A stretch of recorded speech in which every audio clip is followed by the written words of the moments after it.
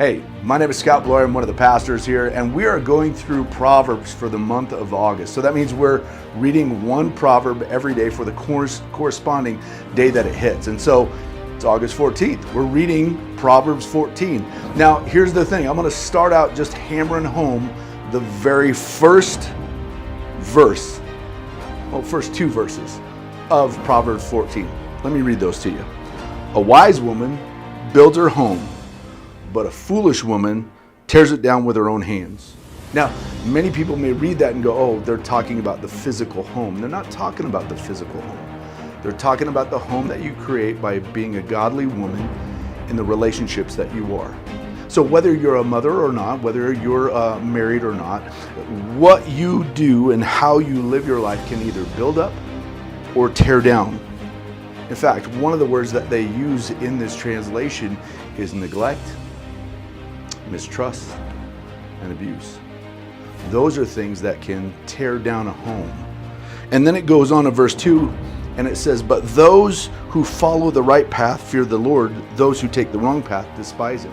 If we're going to build up a home, not tear down a home, then the goal should be that we're following exactly what God wants for us and from us, not what we want for our own life. We need to trust him so that he's the one that is building the home as we follow him. And then a couple of other verses that really spoke to me. Verse 12 says, there's a path before each person that seems right, but it ends in death. Here's the understanding of this. What you think about your life for yourself is not necessarily what God thinks for your life and for yourself. We need to understand that the path is a way of life. God puts us on a path, and that path is right. See, the path that we think is right that ends in death, that's all filled with sin. We do sin. We're all broken people. And that sin will always take us down the wrong path. And we need to seek what God wants for us in that path, which leads us to verses 29 and 30. I love 29 and 30. Verse 29 says this, people with understanding control their anger. A hot temper shows great foolishness. Now, I'm going to be honest, I'm probably not the best person to talk about this verse because sometimes I have a little bit of a temper, especially when I'm sitting in my truck on I-225 and someone is being stupid. Someone is cutting me off. I'm not, but here's the thing. What Solomon is alluding to is emotions. He talks about temper. He talks about anger. Those are things that can lead us to a place that God doesn't want us to be. In fact, what we should be looking at is verse 30. Verse 30 says, a peaceful heart leads to a healthy body.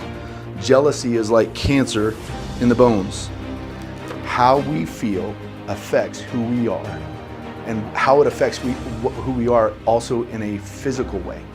It's emotional, it's physical, and spiritual. We should allow God to be the one that dictates and leads our emotions, not just what's happening in our day.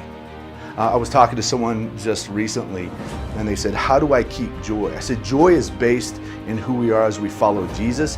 Happiness is an emotion that's based in our situation. I'm always going to have joy. I may not always be happy.